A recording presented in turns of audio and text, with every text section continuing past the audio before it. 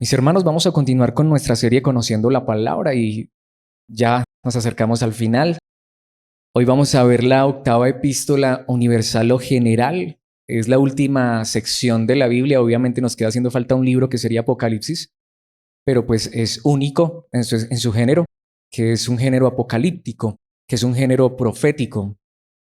Obviamente hace parte de la palabra, pero en esas secciones esta es la última sección que tenemos en la Biblia.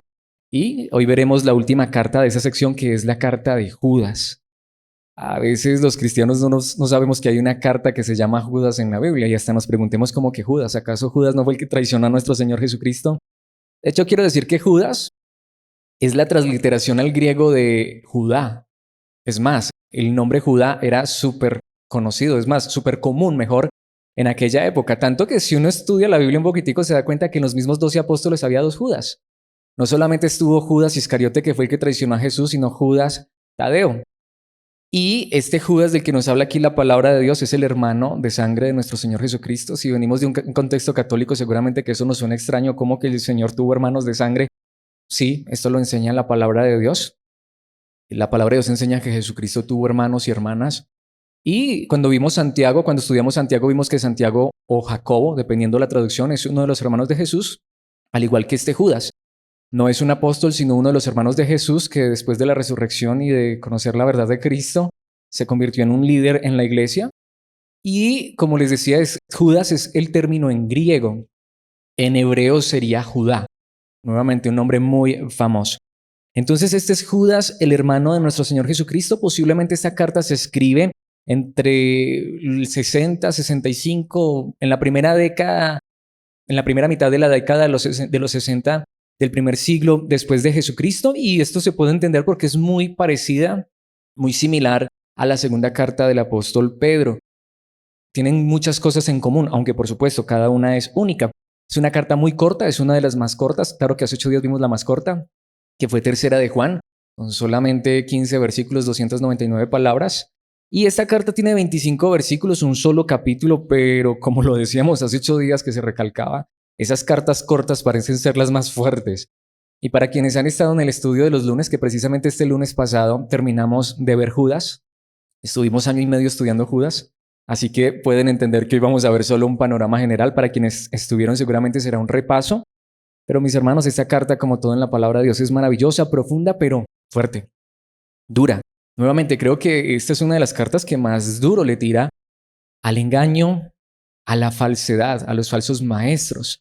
Pero, aunque ese es uno de los centros de la carta, el centro realmente de la carta es lo que le da el título a esta enseñanza, y es defensa en la palabra. Sí, Judas nos va a advertir fuertemente sobre el engaño, la mentira y la falsedad, pero nos llama a algo que es muy importante. Ya Pedro y Juan, en las 5 cartas que nos escribieron, 2 de Pedro, 3 de Juan, nos hablaron acerca de la gracia verdadera y de la verdad. Y nos llamaron a conocer esa verdad, a vivir en esa verdad, a proclamar esa verdad. Y nos advirtieron del engaño. Fueron cartas muy duras, creo que sí, pero necesarias para nosotros como creyentes. Y podríamos decir que básicamente todo el Nuevo Testamento nos advierte sobre el engaño, la mentira y la falsedad. En muchas ocasiones lo he dicho. Básicamente solo hay 2 cartas que no nos hablan de ese tema. De resto, 25 de los 27 libros del Nuevo Testamento, nos advierten del engaño, de la mentira y de la falsedad. Pero Judas nos pone en este contexto. Digamos que Judas es uno de los libros más fuertes contra el engaño, sí, contra los que distorsionan la verdad, pero lo que Judas nos llama a hacer es esto.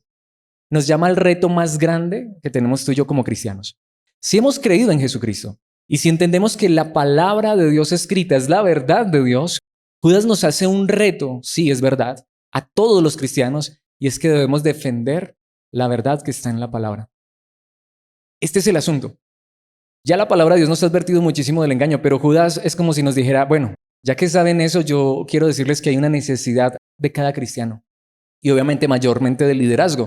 Y es que la verdad no solamente debe ser enseñada, proclamada, amada, vivida, sino defendida.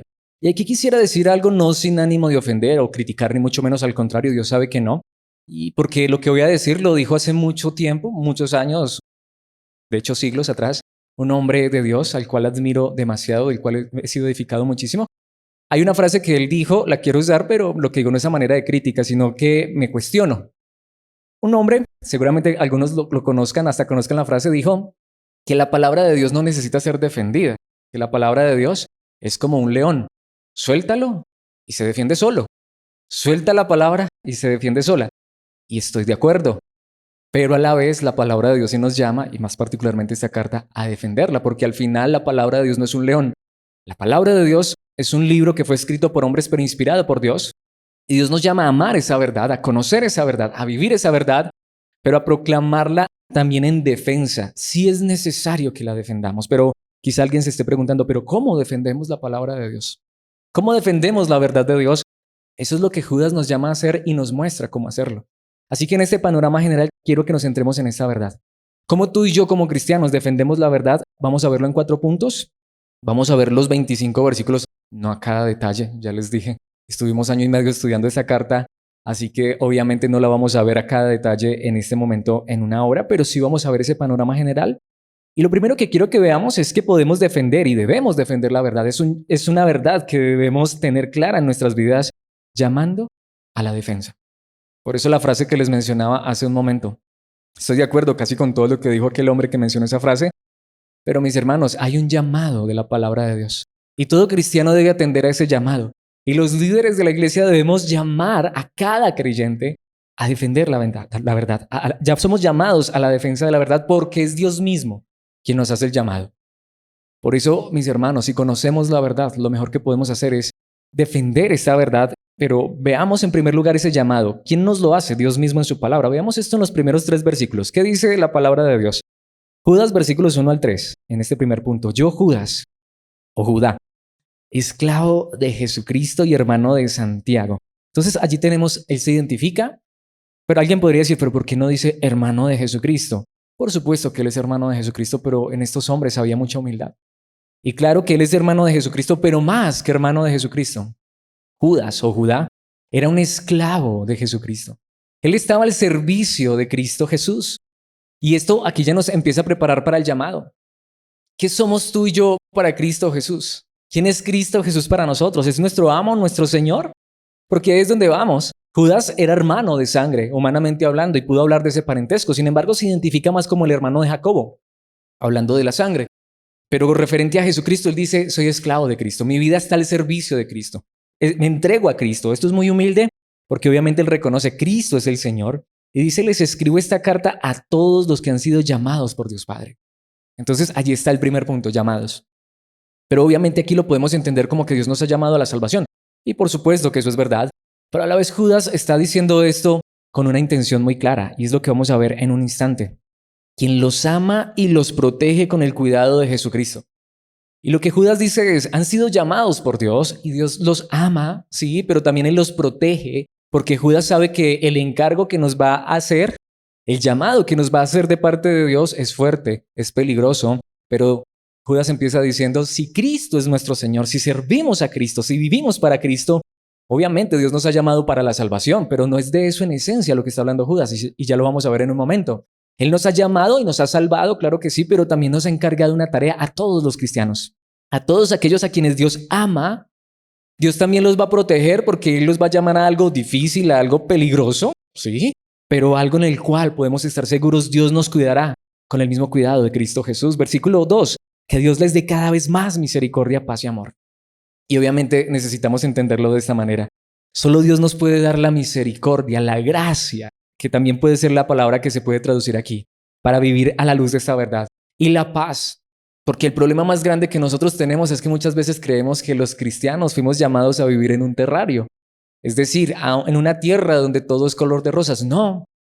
Y de hecho quiero decirlo, cuando tú y yo atendemos al llamado que la palabra de Dios nos hace por medio de Judas, quieren que les diga a mis hermanos, ahí es donde más nos damos cuenta que a lo que la palabra de Dios nos llama no es a vivir cómodos en esta tierra, sino a conocer la verdad y defenderla, si es que entendemos la verdad de Cristo.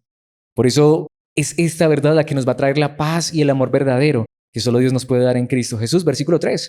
Y aquí está el encargo, mis hermanos, el llamado más fundamental. Queridos amigos o amados hermanos. Y obviamente Judas dice esto con amor, con gracia, con misericordia. Con gran anhelo tenía pensado escribirles acerca de la salvación que compartimos. Y notemos esto tan impresionante aquí de Judas. Judas empieza diciendo, yo tenía un anhelo de escribir, tenía un propósito de escribir algo. Y yo les quería escribir acerca de este tema, la salvación. ¿Qué tema más grande que la salvación? Pero, ¿qué dice Judas? Sin embargo, pasó algo. ¿Qué fue lo que pasó? Ahora me doy cuenta de que debo escribirles sobre otro tema para rogarles que defiendan la fe. ¿Podemos ver ese llamado que nos hace allí la palabra de Dios? Que Dios ha confiado una vez y para siempre a su pueblo santo. ¿Qué es lo que Judas nos está diciendo? Miren, es como si, de cierta manera, no que Judas lo entendiera así, pero como si lo pudiéramos ver de esta manera. Creo que por algo Judas está ubicado allá al final. No por estar ubicado al final significa que es menos importante. De hecho, si tienes la Biblia física, bien difícil que nos resulta encontrar a Judas, porque es una sola paginita. Allá justo antes de Apocalipsis, una sola página. Y en medio de Juan, de Tercera de Juan, que también es una página. Entonces a veces hasta en la Biblia física uno se confunde. Hoy con lo digital, facilísimo. Pero mis hermanos, está ya al final, creo. Porque es como si de cierta manera hasta Judas, digámoslo, aunque él no lo sabía, pero como si nos lo estuviera diciendo. Ya tienen toda la teología que necesitan. Tienen todos esos libros para aprender teología y doctrina. Y eso es bueno y es correcto. Pero no solamente es teología y doctrina. No solamente es acumular conocimiento de la palabra de Dios en nuestra mente. No solamente es profundizar en esas verdades, aunque hay que hacerlo, claro que sí. Es como si nos dijera, tienen todo el tema teológico, pero hay que defenderlo. Hay que defenderlo. Hay que luchar. De hecho, es lo que dice el idioma original. Hay que arder como si te estuvieran quemando por dentro. ¿Alguna vez has estado en una situación que tú sientes que te quema por dentro? Bueno, lo que Judas nos dice es lo que nos debería quemar por dentro, la situación que nos debería quemar por dentro, es defender la verdad. Es defender la verdad. Es lo que dice la palabra de Dios. Quería escribirles más teología, quería escribirles más sobre la salvación. Y claro que la salvación es lo más grande y lo más importante, pero, mis hermanos, si no defendemos la verdad, no tenemos nada. ¿Qué es lo que nos está diciendo la palabra de Dios? Ahora me doy cuenta de que debo escribirles sobre otro tema. Hay algo que es fundamental, algo que está en peligro. Este lenguaje de este versículo es un lenguaje de alerta. Defiendan la fe. Y Judas dice, les ruego, les suplico. Es un llamado de advertencia, es un llamado urgente. Cristianos, si ustedes conocen la verdad, necesitan defender la fe. En este contexto, la fe es la verdad del Evangelio, la verdad de Jesucristo. Y pensemos en esas últimas palabras, que Dios ha confiado una vez y para siempre a su pueblo santo. La verdad es una sola. Está en la palabra de Dios, pero ha sido confiada ¿a quién? Al pueblo santo de Dios. ¿Quiénes son los que van a defender la verdad de Dios hasta el final? Mis hermanos, la iglesia. La iglesia. Hombres y mujeres que conozcan la verdad y entiendan que Dios no solamente los ha salvado para que no vayan al final de sus vidas al infierno, aunque eso lo ha hecho Dios. Y que Dios nos ha salvado no simplemente para darnos cosas buenas en esta vida, aunque nos da tantas cosas buenas, sino que Dios nos ha salvado para que la verdad de Dios viva en nosotros y nosotros podamos defender la verdad. Podamos proclamar la verdad con fidelidad. Por eso es que Judas ya nos dijo anteriormente, ustedes han sido llamados por Dios a esto. Y Dios los ama y Dios los va a cuidar si ustedes cumplen con esta tarea, con este propósito. Ahora, obviamente, esto es un llamado muy grande, muy fuerte, pero Dios lo hace. Y esa es la pregunta que tú y yo necesitamos hacernos. ¿Realmente nosotros no solamente conocemos y amamos la verdad y queremos vivir en ella, sino que queremos defenderla? ¿Queremos defender esa fe que Dios nos ha confiado? Porque mientras exista una iglesia verdadera en este planeta Tierra, mis hermanos, esa iglesia verdadera proclamará y defenderá la fe verdadera de Dios en Cristo Jesús. Esto nos lleva entonces a nuestro segundo punto y al centro de la carta. Porque la pregunta es, bueno, ¿y cómo la vamos a defender? Pues quiero que veamos en segundo lugar, armando la defensa. Judas nos enseña a armar la defensa. Y nuevamente, si hay una carta que es dura contra el engaño, mentira y falsedad en este mundo, es la carta de Judas. Y este es el centro de la carta, el grueso de la carta. Va a ir esta sección desde los versículos 4 hasta el 19. Detalles hay a montones, pero quiero decirlo, obviamente no podemos ver cada uno de ellos. Pero veamos ese panorama general. ¿Cuál es la manera en la que vamos a ser armados para defender la verdad? Allí está en esta carta tan corta, pero maravillosa. ¿Qué nos dicen los versículos 4 hasta el 19? Les digo esto porque algunas personas que no tienen a Dios, pensemos en esa frase, algunas personas que no tienen a Dios. ¿Quiénes son los que no tienen a Dios? Se han infiltrado en sus iglesias diciendo o enseñando que la maravillosa gracia de Dios nos permite llevar una vida inmoral. Mis hermanos, de entrada ya Judas empieza, digámoslo así, como piensan muchos, a tirar piedra, pero no es a tirar piedra, es a defender la verdad. ¿Saben qué nos empieza diciendo Judas? Las personas que no tienen a Dios y que son más peligrosas en este mundo no están afuera de la iglesia, están dentro de la iglesia. Las personas más peligrosas y de las cuales nosotros debemos defender la verdad no es del ateo que está allá afuera refutando porque ni siquiera tiene razones lógicas y suficientes para hacerlo. Es solamente un necio. Mis hermanos, las personas que más atacan la verdad están dentro de la iglesia. Y aquí es donde vamos a ver el énfasis de esto, que es lo más fuerte. Y son pastores. Son líderes de iglesia. Porque tristemente la verdad es más atacada y más vituperada y más menospreciada por los mismos que a veces dicen defenderla. El asunto es este, el peligro verdadero para la iglesia no está fuera en el mundo, está dentro de la misma iglesia. Personas que no tienen a Dios se infiltran en las iglesias y dicen, enseñan, y aquí está, que la maravillosa gracia de Dios nos permite llevar una vida inmoral. Por eso es que en el siglo XXI las iglesias que predican sobre la gracia son literalmente contadas y tristemente la mayoría, no todas, pero la mayoría, son iglesias libertinas. En Latinoamérica no se predica la gracia. En la mayoría de iglesias la gracia no se predica y en un sentido los entiendo, porque tristemente algunos que empiezan a conocer la gracia creen que la maravillosa gracia de Dios nos permite llevar una vida inmoral. Por eso es que muchas personas dicen gracia, no, como que le tienen pánico a esa palabra. ¿Qué dice Judas? ¿Qué dice Judas? No, la gracia es una mentira. No, la gracia es maravillosa. La gracia es el evangelio. Somos salvos por lo que Cristo hizo y nadie puede pagar por su salvación porque nadie puede, digámoslo así, superar lo que Cristo Jesús hizo por nosotros en esa cruz. Somos salvos solo por la obra concluida de Cristo en la cruz del Calvario, pero eso no significa que porque ya somos salvos y la salvación es segura, que entonces podemos vivir una vida inmoral. Y tristemente muchas personas o niegan la gracia, y entonces ya la salvación es por obras y por esfuerzos como la mayoría de religiones y aún del cristianismo en la época del siglo XXI, en nuestra época, aunque no diferente a la época de Judas. O tristemente nos vamos al otro extremo, donde la gracia, como ya la salvación no se pierde, como lo que Cristo hizo es suficiente, muchos enseñan que me permite llevar una vida inmoral. ¿Y qué dice Judas? Una persona que piensa así, mis hermanos, es un infiltrado en la iglesia y es una persona que debe ser expuesta. La gracia no me permite llevar una vida inmoral. Conocer la gracia maravillosa y distorsionarla es lo más terrible, demoníaco que le puede pasar a una iglesia, a una persona. La condena de tales personas, dice Judas, fue escrita hace mucho tiempo, pues han negado a Jesucristo, nuestro único dueño y Señor. No es que ellos dejan de hablar de Cristo. No es que ellos ya no te hablan de Cristo ni te abren la Biblia. De hecho, ellos hablan de gracia. Pero podemos ver qué fuerte esto. Esas personas ya están condenadas en vida.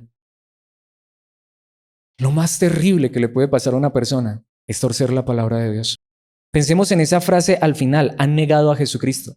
Las personas que niegan a Jesucristo no son los ateos. Bueno, también, pero hay más esperanza para un ateo, para un agnóstico. Hay más esperanza para un blasfemo allá afuera que para alguien que en nombre de Jesucristo tuerce la verdad de la palabra de Dios. Fuerte, ¿no? Mis hermanos, esto es lo que la palabra de Dios nos está diciendo. Lo que les decía, una carta tan corta, parece tan escondida. Si hay una carta de Judas en la Biblia, pero es una carta muy necesaria. Y eso es lo que Judas nos dice. ¿Saben cómo van a ser ustedes armados? Primero entendiendo que el enemigo no está afuera. El enemigo está adentro. ¿Qué nos están enseñando? ¿Qué nos están enseñando? Y ellos han negado a Jesucristo, nuestro único dueño y Señor.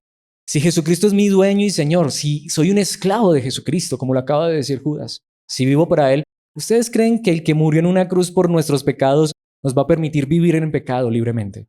No. Ahora, eso no significa que seamos perfectos, claro. Pero el cristiano verdadero, el que ha conocido a Cristo, quiere vivir una vida de obediencia y quiere que Cristo sea su Señor y Cristo lo va a llevar a vivir de manera diferente. Sí, claro que sí. Pero ¿cuál es el asunto? Que estas personas están torciendo la palabra y estos son los enemigos más grandes de la gracia, son los enemigos más grandes del evangelio verdadero y están dentro de las iglesias. Versículo 5. Aunque ustedes ya saben estas cosas, igual quiero recordarles. ¿Y qué va a hacer Judas? Más que citar versículos del Antiguo Testamento, va a empezar a traer referencias a libros completos. Judas posiblemente le está escribiendo a judíos que se convirtieron al cristianismo en el primer siglo. Así que lo que Judas le está diciendo a estas personas es, esto ustedes lo conocen de sobra. Ustedes crecieron con estas historias. Muy parecido como a muchos de nosotros que nacimos y crecimos en un contexto de iglesia donde estuvimos en escuela dominical y nos enseñaron las historias de la Biblia. Pero notemos un detalle tan importante aquí, tan grande. Ustedes ya saben estas cosas, pero ¿qué dice Judas? Igual quiero recordarles que Jesús primero rescató de Egipto a la nación de Israel, pero luego destruyó a los que no permanecieron fieles. Espérenme. Esa historia a mí no me la enseñaron así en escuela dominical. ¿Quién fue el que rescató a Israel de Egipto? Pues según este versículo es Jesús. Pero es que Jesús no había nacido. Claro que Jesús no había nacido de la Virgen María, pero si Jesús es Dios, si notamos cuál es el asunto. Muchos dicen, es que el Dios del Antiguo Testamento es un Dios severo que castiga la maldad, pero el Dios del Nuevo Testamento, Jesús, él es un pacifista y él es paz y amor y parece un hippie donde todos vengan acá. No, espera, el mismo Jesús del Nuevo Testamento, el mismo Hijo de Dios, quien es amor, por supuesto, es el mismo que rescató a la nación de Egipto, a la nación de Israel de Egipto, pero es el mismo que destruyó a los que no permanecieron fieles. ¿Qué es lo que está diciendo Judas? Les está diciendo, miren, las historias del Antiguo Testamento no solo están allí como caricaturas. Eso nos está advirtiendo también algo. Y ¿qué es lo que está haciendo Judas? Nos está diciendo, si no conoces el libro de Éxodo, léetelo por favor. Porque los mismos que fueron rescatados de Egipto, cuando blasfemaron, cuando renegaron, cuando se quejaron, cuando hicieron mal e hicieron daño, fueron los mismos que quedaron tendidos en el desierto. Y obviamente hay muchos detalles allí, mis hermanos, pero es necesario avanzar. Versículo 6, y les recuerdo de los ángeles que no se mantuvieron dentro de los límites de autoridad que Dios les puso, sino que abandonaron el lugar al que pertenecían. Dios los ha tenido firmemente encadenados en prisiones de oscuridad en espera del gran día del juicio. Muy fuerte, ¿qué es lo que está diciendo Judas? Y no solamente Dios castigó a los de la nación de Israel que pecaron, aunque los había rescatado, sino que también los ángeles que pecaron están destinados para el día del juicio. Así que, aunque fuéramos ángeles, no estamos exentos de caer. Aunque fuéramos ángeles, no estamos exentos de pecar. Y si pecamos, hay retribución al pecado. Eso es lo que nos está diciendo Judas. No podemos ignorar eso. Y siguen las historias. Versículo 7. Asimismo no se olviden de Sodoma y Gomorra y de las ciudades vecinas. No sé si sabes que no solamente Dios destruyó a Sodoma y Gomorra, sino que destruyó 5 ciudades. Sodoma, Gomorra, Adma, Seboín y Ela. ¿Cuál es el asunto? ¿Qué nos está diciendo Judas? La historia de Sodoma y Gomorra no es muy famosa. No podemos olvidarnos de ella. Y hoy más que nunca es necesario predicar sobre lo que sucedió con Sodoma y Gomorra, las cuales estaban llenas de inmoralidad y de toda clase de perversión sexual. ¿Y qué dice la palabra de Dios? Esas ciudades fueron destruidas con fuego y sirven como advertencia del fuego eterno del juicio de Dios. Y uno diría, uy, no, ¿qué pasó, Judas? ¿Qué carta tan dura? Este sí pareces como Judas el Iscariote. No, este no es Judas Iscariote. Más bien este Judas nos está advirtiendo de muchos Iscariotes, que aunque se hacen llamar discípulos de Jesús, líderes, se olvidan de toda esta verdad. Por eso el evangelio verdadero, la gracia verdadera, no es creer en el Señor Jesucristo que Él te salva y luego te llena los bolsillos de dinero, no. El evangelio verdadero es que el Hijo de Dios vino en este mundo a morir en una cruz porque somos pecadores, que necesitamos ser rescatados del infierno, pero también del infierno que vivimos en esta carne por causa del pecado.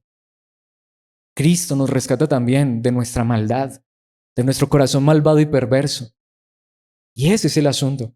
Y si nosotros no hablamos de esto, no tenemos la gracia verdadera. Sí, la salvación no se pierde, pero el hecho de que una persona no se pierda porque ha creído en Cristo Jesús no puede vivir como quiera.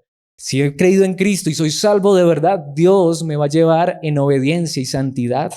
Porque si no, todavía hay castigo para el perverso. Es lo que está diciendo Judas. Y aquí Judas sigue hablando de más ejemplos. Versículo 8, de la misma manera estos individuos. Y esto es muy fuerte. ¿Quiénes son estos individuos? Líderes, pastores, que pretenden tener autoridad por lo que reciben en sueños. Llevan una vida inmoral, desafían a la autoridad y se burlan de los seres sobrenaturales. ¡Qué fuerte! Y ahí es donde está el asunto. ¿Dónde están las armas para pelear esta batalla? En la palabra. Estas son las personas que se creen súper espirituales porque ya sabes, ellos reciben visiones. Ellos tienen sueños y aquí quiero aclarar y quiero ser muy cuidadoso con esto. Mira, mi hermano, mi hermana, si tú crees en sueños, te respeto, te respeto. Si tú eres de las personas que dices que Dios te habla en sueños y que se han cumplido, mira, te lo respeto, pero hay muchos engañadores que también se sueñan. Y muchas veces nuestros sueños pueden venir desde nuestra imaginación o de nuestros deseos y anhelos muy personales. Mis hermanos, no somos llamados a defender sueños, somos llamados a defender la autoridad de la palabra de Dios, porque eso es lo que pasa con estos individuos. La autoridad de ellos no es la palabra. Ellos se olvidaron de la palabra de Dios. Ellos ya no te predican de Sodoma y Gomorra, ya no te predican de los que perecieron en el desierto. Ellos ya no te predican de los ángeles que pecaron. Ellos te predican es de los sueños y la visión que tienen para tu vida. Ellos te predican es del propósito de Dios para tu vida y que Dios te va a bendecir y te va a prosperar. Espera, ¿y el pecado? Porque eso fue lo que Cristo vino. Cristo no vino a llenarnos los bolsillos de dinero. Él vino fue a rescatarnos del pecado. Pero claro, como ellos mismos viven una vida llena de inmoralidad. ¿Cómo te van a hablar de eso si ellos mismos son los primeros inmorales? Y más importante de esto, desafían a la autoridad porque ellos no se siguen a la autoridad verdadera. La autoridad que ellos tienen es un autoritarismo porque ellos no hablan conforme a la palabra. Ellos hablan conforme a lo que ellos piensan, lo que ellos creen, lo que se imaginan, lo que se sueñan. Se burlan de los seres sobrenaturales. Y aquí viene algo muy fuerte. El siglo XXI más que nunca vive esto. Líderes que atan y desatan al diablo. ¿Dónde está eso en la Biblia? En ninguna parte. En ninguna parte. Alguien me dirá, sí, el versículo sí está. Bueno, el que dice que desató al diablo o que lo ató mejor fue el Señor Jesucristo. Ninguno de nosotros podemos hacer tal cosa. Y atan y desatan demonios y viven en una famosa guerra espiritual donde hasta insultan al diablo. No sé cuántos de nosotros lo hicimos. Yo lo hice. ¿Cuántos de nosotros cantamos la famosa canción Un pobre diablo muerto, le pisoteamos la cabeza al diablo? Es blasfemia. ¿Qué dice el versículo 9? Pero ni siquiera Miguel, uno de los ángeles más poderosos, en el idioma original literalmente dice el más poderoso, se atrevió a acusar al diablo de blasfemia, sino que simplemente le dijo que el Señor te reprenda. Esto ocurrió cuando Miguel disputaba con el diablo acerca del cuerpo de Moisés. No me puedo detener en esta historia, pero está en la Biblia, versículo 10. Pero esa gente, si vemos, son gente que desafían al diablo, desafían los demonios y se creen que tienen autoridad sobre estos seres espirituales. Pero esa gente se burla de cosas que no entiende. Como animales irracionales, hacen todo lo que les dictan sus instintos y de esta manera provocan su propia destrucción. ¿Cuántos de nosotros peleamos con el diablo, supuestamente en el pasado? O no sé si alguien todavía lo esté haciendo. ¿Cuántos de nosotros caímos en esa mentira que no está en la Biblia de la famosa guerra espiritual? ¿No? Y alguien diría, pero es que no está pues la armadura de Dios, nada tiene que ver con demonios. Mis hermanos, ¿saben qué dice aquí la palabra de Dios? Esas personas se dejan llevar es por los instintos. Si ni siquiera Miguel, el ángel más poderoso, le dijo nada al diablo, sino que dijo, que el Señor te reprenda. ¿Quiénes somos nosotros para pretender tener tal autoridad sobre el mismo diablo y los demonios? No, mis hermanos. ¿Saben quién fue el que tuvo autoridad sobre el diablo y los demonios? Jesucristo. ¿Y a quién le delegó esa autoridad? A los apóstoles. Sin embargo, los apóstoles ni Jesucristo andaban ni siquiera blasfemando contra el mismo diablo. O sea, sí podemos ver lo fuerte de ese engaño. ¿Dónde vemos todo esto? En lo que se hace llamar iglesia. ¿No es verdad? A ti y a mí no nos enseñaron, a muchos de nosotros nos enseñaron eso. Vuelvo, digo, es que mis hermanos, yo aquí quiero contar una historia muy personal con vergüenza, porque no hablo de mis historias personales buenas, porque en esencia no las tengo. Yo un día en un grupo de jóvenes que estaba liderando, literalmente dije eso, que ojalá se apareciera el diablo. Es que para pelear con él, siquiera no se apareció. Yo creo que estaba quién sabe dónde más, porque, mis hermanos, qué blasfemia. ¿Qué somos nosotros? No somos nada. Pero cuando uno no entiende, cuando uno es como un animal irracional, cuando lo que uno hace es de manera instintiva, ahí es donde vemos, se deja llevar por sus instintos, por su naturaleza. No, la palabra de Dios. ¿Dónde está este libro en la Biblia? ¿Será que está muy escondido para quienes no lo hemos leído y no hemos entendido esto? Pero ¿qué dice el versículo 11? ¿Qué aflicción les espera? Pues siguen los pasos de Caín, quien mató a su hermano. ¡Qué fuerte! Judas nos está diciendo, como ya lo vimos en estos días que estudiamos la historia de Caín, puede ser que yo nunca haya tomado un cuchillo y haya apuñalado a otra persona, o nunca haya tomado un arma y le haya quitado la vida a otra persona, pero hay algo más peligroso que eso. Estoy actuando como Caín cuando yo, en nombre de Dios, tuerzo la palabra de Dios. Estoy actuando como Caín, peor que Caín. Esta es la pregunta, ¿qué hizo Caín con Abel? Malo, sí, le quitó la vida. Pero ¿qué hago yo cuando como líder me paro a predicar supuestamente en nombre de Dios? Y lo que hago es blasfemar el nombre de Dios. Más terrible, los estoy llevando al infierno. ¿Qué es peor, mis hermanos? Yo quisiera decirlo de esta manera. Pensemos, ¿qué nos daría más pánico, más miedo, más terror? ¿Que nos dijeran que allí en la esquina hay unos terroristas que van a matar a todo el que pase por ahí? ¿O que nos dijeran que allí en la esquina hay una persona que está predicando mentira? ¿Qué es más terrible a la final? Quien mata este cuerpo, mata algo que se puede destruir en cualquier momento. ¿Pero qué es más terrible? que nos lleven al engaño, a la mentira y la falsedad. ¿Y saben desde dónde nos llevan? Desde lugares que se hacen llamar iglesia. Ahora, la pregunta aquí más importante es, ¿y será que este lugar sí predica la verdad? ¿Será que el que está enfrente de ustedes no es uno de estos engañadores? Aquí tenemos la manera de defender la verdad. Aquí tenemos las armas. Conoce la palabra, conoce la Biblia, como el dicho, que no te metan gato por liebre, porque este llamado es de parte de Dios. Al igual que Balaán, y aquí está, engañan a la gente, ¿por qué? Por dinero. Mis hermanos, qué fuerte. Para Dios es tan malo Caín, que mató a su hermano por envidia, como lo vimos en estos días, como el que por dinero tuerce la palabra de Dios. ¿Cuántas personas están decepcionadas del Evangelio? ¿Cuántas personas no quieren saber nada de la verdad de Dios porque han sido abusadas con distorsión de muchos que lo único que les importa es llenar sus bolsillos de dinero? ¿Cuántas personas dicen que no, eso de esas iglesias, eso es un negocio? Y lo dicen con verdad. ¿Sabe por qué? También porque a veces los que por la gracia de Dios Él nos enseña la verdad, no la estamos defendiendo. Ay, porque es que qué pesar, y es que nos van a decir que criticones, que juzgones, que dónde está el amor. Pues mis hermanos, ¿saben qué dice Judas? Estas personas engañan a la gente por dinero y están actuando igual que Caín. Están actuando igual que Balaam, que fue un falso profeta de la antigüedad. Y como Coré perecen en su propia rebelión. ¿Recuerdan quién fue Coré? Aquel que se opuso a la autoridad de Dios y se abrió la tierra y se lo tragó. Sería mejor, se los aseguro con el corazón, que en este momento se abriera la tierra en dos y me tragara si yo estoy enseñando mentira y falsedad. Pero la palabra de Dios nos advierte. Eso es lo que Judas nos está diciendo. ¿Ven por qué Judas dice justificación, regeneración, santificación, nuevo nacimiento y todas las doctrinas, hermoso, maravilloso, las necesitamos, pero ya saben mucho de eso? El problema es que necesitamos defender la verdad y no la estamos defendiendo. Ese es el asunto más grave que nos muestra Judas, versículo 12. Cuando estos individuos, alguien diría, ¿y por qué los llama individuos? En el idioma original los llama impíos. Y está hablando de esos líderes que se llenan los bolsillos de dinero con tu dinero, que te hablan de Dios, pero claro, lo primero que tienes que traer es la ofrenda y el dinero y el diezmo y todas esas cosas y las primicias. Y que no importa de qué te hablen, siempre te llevan el dinero. No, mis hermanos, ¿qué dice? Cuando estos individuos participan con ustedes en sus comidas de compañerismo, las cuales conmemoran el amor del Señor. Está hablando de la cena del Señor. Estos son los líderes que hasta organizan la cena del Señor, pero ¿saben para qué lo hacen? Dice, son como arrecifes peligrosos que pueden hacerlos naufragar.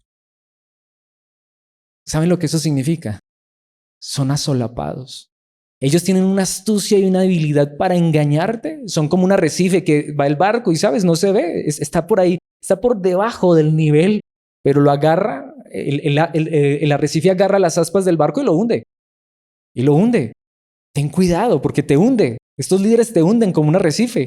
Y aquí está, son como pastores que no tienen vergüenza. No lo digo yo, lo dice la palabra, pastores sin vergüenzas y que solo se preocupan por sí mismos. Literalmente, como lo dice Reina Valera, es correcto, se apacentan a sí mismos. ¿Cuál es la labor del pastor? Apacentar las ovejas, cuidar las ovejas, velar por las ovejas. Pero estos son pastores que las ovejas son solamente para que le traigan la lanita, para que le traigan la carnita. Solamente se aprovechan de las personas. Lo único que les interesa es el dinero y ellos mismos. No te interesa tu alma, no te predican la verdad, no te predican la gracia. Porque es mejor tenerte ahí engañado pensando que pierdes la salvación, pero con dinero te la ganas. O quizá te llevan al libertinaje. Mis hermanos, qué fuerte, ¿no? Claro, esto es más fuerte para mí que estoy frente a ustedes. ¿Será que Alex está aquí solamente buscando lo suyo? Son como nubes que pasan sobre la tierra sin dar lluvia. Qué fuerte es el lenguaje. Se supone que la nube viene para regar la tierra. No, pasó, fue una ilusión. No sirvió para nada. Son como árboles en el otoño doblemente muertos porque no dan fruto y han sido arrancados de raíz. Preguntémonos, ¿no es lo que más abunda en la iglesia del siglo XXI? Y Judas nos advierte de esto. Versículo 13, son como violentas olas del mar que arrojan la espuma de sus actos vergonzosos. Sería mejor caer por un acantilado a un mar embravecido que caer en manos de estos líderes astutos. Mis hermanos, está en la Biblia, nos lo advierte la palabra de Dios. Son como estrellas que han perdido su rumbo, condenadas para siempre a la más negra oscuridad. ¿Saben qué es lo más fuerte de esto? La palabra de Dios no da esperanza para estas personas. Hay esperanza para el pecador. Hay esperanza para el que no conoce a Dios. Hay esperanza para el ateo y el agnóstico y el blasfemo allá afuera. Pero ¿saben que normalmente la palabra de Dios no le da esperanza a aquellos que de la verdad de Dios hacen un negocio? ¿Saben que la palabra de Dios parece que no da esperanzas para aquellos que están torciendo la palabra de Dios solo por conveniencia propia? Porque al final, esta es la pregunta. ¿De qué se podrá llenar un líder que tuerce la palabra solo para beneficio propio? Se llenará de dinero. Se llenará de dinero. Pero la pregunta es, tarde o temprano no le tendrá que dar cuentas a Dios por lo que hizo en esta tierra. La pregunta es, ¿con qué cara llegaría Alex el día que Dios los llame a juicio si lo que Alex está haciendo es predicando la palabra, torciéndola para beneficio propio? Pero a la vez también tengo que tener cuidado porque no solamente debo predicar lo que suena bonito. Que Dios me dé gracia, mis hermanos, porque yo sé que esta palabra es fuerte, pero la necesitamos. Obviamente yo soy el que más la necesito. Somos llamados a defender la verdad, porque la verdad está siendo atacada por muchos perversos que aún se hacen llamar cristianos, que se hacen llamar pastores, apóstoles, profetas, pero ¿qué están buscando? Solo lo propio, el dinero, las cosas de las personas, no están buscando la eternidad y el alma y la salvación. Y si no es que tuercen la gracia, se olvidan de la gracia, porque al final lo que les interesa es lo de esta tierra. Pero ¿saben qué dice Judas? En el versículo 14, Enoc, quien vivió en la 7ª generación después de Adán, profetizó acerca de estas personas. Detengámonos allí, esto es muy importante. Básicamente lo que Judas nos está diciendo es devolvámonos hasta el principio. Parece ser que el primer profeta en la Biblia es Enoc, 7º después de Adán. Pero ¿saben que posiblemente el primer profeta de qué profetizó? Profetizó sobre estas personas. El primer profeta en la Biblia no salió, venga, yo le digo en el oído lo que le va a pasar mañana. Venga, yo le digo que se va a ganar el baloto, que le van a regalar una casa. Esa no es la profecía bíblica. Enoc profetizó sobre esto. Escuchen, el Señor viene con incontables millares de sus santos para ejecutar juicio sobre la gente de este mundo. Declarará culpables a los seres humanos por todos los actos perversos que cada uno haya hecho y a los pecadores rebeldes por los insultos que hayan dicho contra él. Lo que Judas nos está diciendo, los verdaderos profetas, más que prometerte salud y bienestar en esta tierra, te advierten que hay un juicio que viene. ¿Quieren que les hable en este momento como un profeta? ¿Quieren que les adivine el futuro? Puedo hacerlo. Cristo viene y trae juicio sobre los pecadores.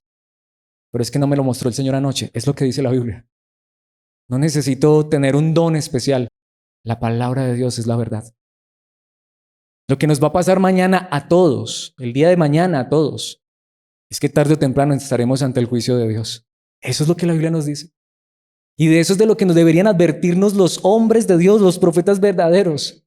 Que todo lo que tenemos no es esta vida, que lo que tenemos en Cristo es eternidad. Y que esto es lo que nos debería preocupar, pero a veces vivimos más preocupados es por las cosas de esta vida. Y hasta a veces las iglesias se llenan solamente para pedir y buscar cosas de esta tierra. Pero ¿saben qué dice la palabra de Dios? Vuelve otra vez Judas con ese lenguaje fuerte, versículo 16. Estos individuos, de los que profetizó Enoc, de los que profetizaron todos los verdaderos profetas, de los que nos advierte la palabra de Dios, son rezongones. Se quejan de todo y viven solo para satisfacer sus deseos. Son fanfarrones que se jactan de sí mismos, o sea, ellos se adulan a sí mismos, ellos hablan de sí mismos y adulan a otros para conseguir lo que quieren. Qué fuerte, ¿no? ¿Pero de quién está hablando?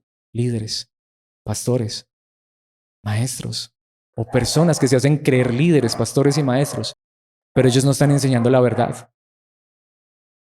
Y aquí es donde viene el versículo 17. Pero ustedes, queridos amigos, aquí está. ¿Qué debemos hacer?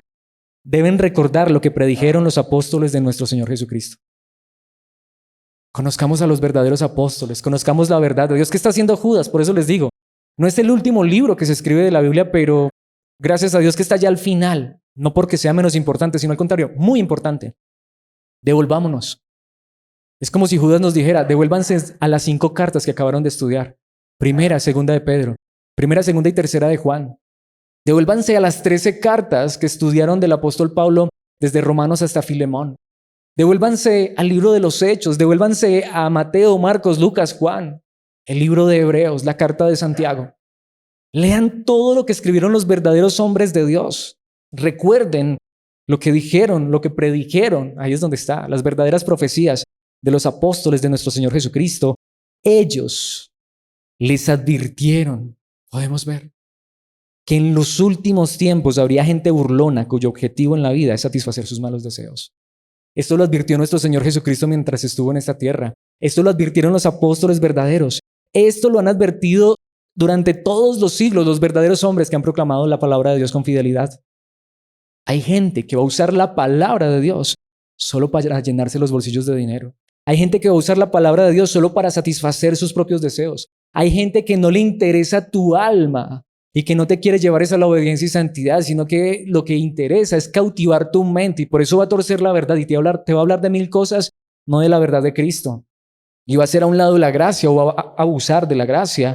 Por eso, ¿qué dice el versículo 19? Estos individuos son los que causan divisiones entre ustedes. Se dejan llevar por sus instintos naturales porque no tienen al Espíritu de Dios en ellos.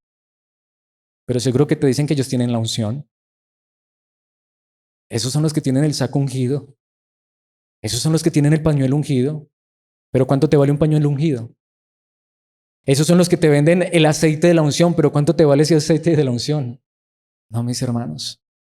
La Biblia nos advierte de ese engaño y nos da las armas. ¿Dónde están las armas? Como lo dijo un hombre que nos habló de la verdadera guerra espiritual. Tomen la espada del Espíritu, que es la palabra de Dios. ¿Qué sentido tiene reunirnos aquí una hora a hacer cosas que parezcan religiosas? No, lo que necesitamos es la palabra y solo la palabra. Y por favor, cuando salgas de este lugar y si tienes tiempo, sigue estudiando la palabra. De hecho, ese ha sido el propósito de ver ese panorama general de cada uno de los libros de la Biblia. Nos quedan haciendo falta solo 2 enseñanzas y ya estoy estreñando esta serie. Me encantaría volver a empezar y ver cada uno de los detalles. Porque saben, mis hermanos, allí en la palabra es donde tenemos el arma para defendernos del engaño, la mentira y la falsedad. Y si no conocemos la palabra, mis hermanos, tampoco tenemos excusa de que nos engañaron. ¿Cuál es el asunto que nos dice Judas? Defiendan la verdad. Dios los llamó a esto. Y allí tienen los escritos de los apóstoles, los escritos de los hombres de Dios. Y no permitan que nadie los engañe. Y si alguien está engañando, expongan a esos perversos, a esos falsos. ¿Y qué pasa si Alex es uno de esos? Expónganlo. Expónganlo, mis hermanos. Ay, que son faltos de amor. No, amen la verdad. Amen a Cristo. Es más, exijan la verdad. Esto precisamente nos lleva al tercer punto y, por supuesto, obrando en defensa. Pero alguien dirá, pero es que yo no soy capaz de hablar, yo no soy capaz de enseñar. Pero conoce, por favor, la verdad. Conoce la verdad. Y exige que te enseñen la verdad. Pero a la vez la mejor manera en que defendemos la verdad de Dios, obviamente es obrando conforme a la verdad. Porque al final, ¿de qué me sirve? Que diga todas estas cosas y al final yo termine haciendo lo mismo. La mejor manera en que defendemos la verdad es viviendo en la verdad. Porque recordemos, los que también tuercen la gracia, ellos hablan de la gracia, pero lo usan para el libertinaje. ¿Qué dice el versículo 20? Vamos a ir en esta sección desde los versículos 20 hasta el 23. Pero ustedes, queridos amigos, o ustedes, amados hermanos, deben edificarse unos a otros en su más santísima fe. Ahí es donde vamos, edifiquémonos. Cada que tengamos la oportunidad de reunirnos, que lo principal sea la edificación, la palabra, enseñarnos unos a otros, y no solamente en este lugar. Cuando visites a otro hermano, recuérdale la palabra, háblale de la palabra. Mis hermanos, lo mejor que tenemos tú y yo como cristianos para compartir, aún en las redes sociales, es la palabra de Dios, porque el mundo ya está lleno de mentira, engaño y falsedad. Y esos medios pueden ser usados de manera correcta para difundir la verdad, para proclamar la verdad. Edifíquense unos a otros en su más santísima fe. Dice orar en el poder del Espíritu Santo, por supuesto, pero pidámosle a Dios que en el poder de su Espíritu nos lleve a la verdad de su palabra. Y aquí viene el versículo 21, y esperar la misericordia de nuestro Señor Jesucristo. ¿De qué está hablando aquí la palabra de Dios? Quien les dará vida eterna. ¿Qué es lo que nos está diciendo Judas aquí en este momento? Ya tenemos bastante de ese falso evangelio de la prosperidad y de milagros y señales que hasta a veces se cumplen. Pero ¿cuál es el asunto? ¿Cuál es la profecía verdadera de la palabra? ¿Qué es lo que tú y yo verdaderamente debemos esperar de Dios? Es la misericordia que nos da vida eterna. En esta tierra, mis hermanos, habrá problemas y dificultades y por eso es que muchos son engañados con ese falso evangelio de creer en el Señor Jesucristo y todo te va a salir bien. No, mis hermanos, en esta tierra habrá problemas y dificultades. De hecho, en esta tierra habrá engaño, mentira y falsedad. Pero el asunto es que la misericordia, la gracia verdadera de nuestro Señor Jesucristo es la que nos da vida eterna. Es decir, que el evangelio verdadero es que Cristo murió en esa cruz para llevarnos a la eternidad. De esta manera se mantendrán seguros en el amor de Dios. Sé que Dios me ama no porque me da muchas cosas en esta vida, sino que sé que Dios me ama. ¿Saben por qué, mis hermanos? Porque me ha dado salvación y vida eterna. Por eso sé que Dios me ama. Sé que Dios me ama no porque tengo mucho dinero en mi cuenta bancaria, sino que sé que Dios me ama porque Él me ha dado un hogar en la eternidad. Por eso, ¿saben qué dice Judas en los versículos 22 y 23 para terminar esta tercera sección? Deben tener compasión de los que no están firmes en la fe. Los verdaderos líderes cristianos, la verdadera iglesia, quiere edificar a otros. Y obviamente si una persona no está firme en la fe, ¿qué dice la palabra de Dios? No lo vamos a desechar, lo vamos a edificar. Porque los falsos líderes, cuando se enfocan solamente en el dinero, ¿qué pasa cuando tú no les llevas la ofrenda? Te desechan. Pero la iglesia verdadera, como no está buscando solamente el dinero, perdón, no está buscando de hecho el dinero, sino que está buscando lo más importante que es la salvación, la eternidad, ellos de los que no están firmes en la fe, no los desechan, sino que al contrario, tienen compasión de ellos.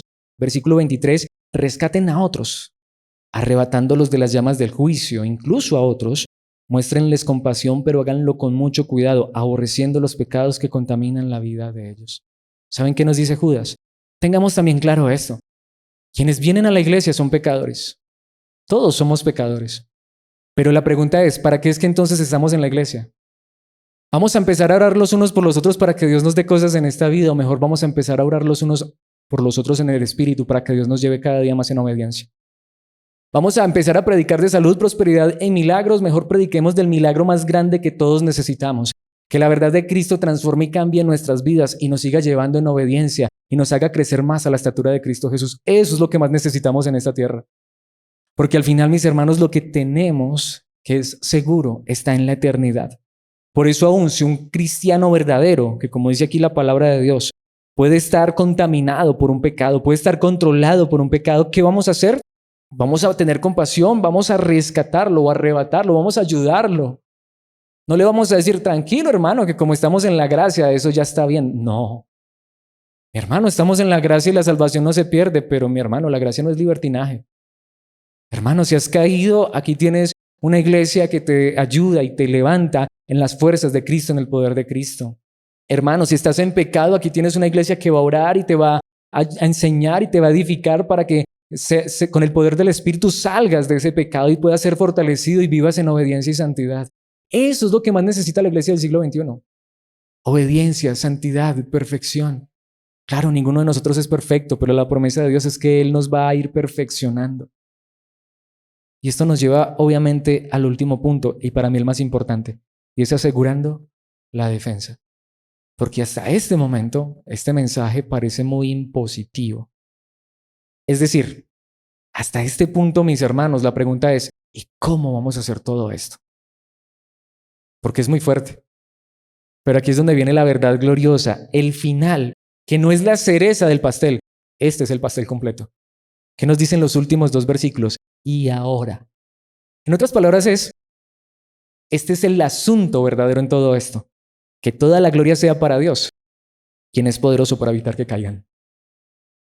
Judas obviamente no puede dejar allí, porque él sabe que esto no es posible, sino es porque Dios es el único que nos puede ayudar.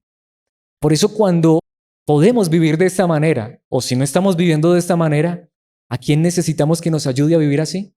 A Dios, su poder. Y si es que por la gracia de Dios estamos viviendo de esta manera, démosle la gloria a Él.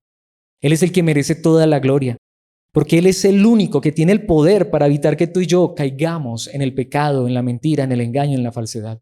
Él es el único que tiene el poder para rescatarnos de la mentira, el engaño y la falsedad. ¿Qué dice la palabra de Dios? Que Él es el que tiene el poder para evitar que caigan y para llevarlos sin mancha y con gran alegría a su gloriosa presencia. Solo Él lo puede hacer. Solo Él lo puede hacer. Claro, por eso es que Dios nos llama a hacerlo. ¿Saben qué es lo que nos está diciendo la palabra? Sí podemos notar.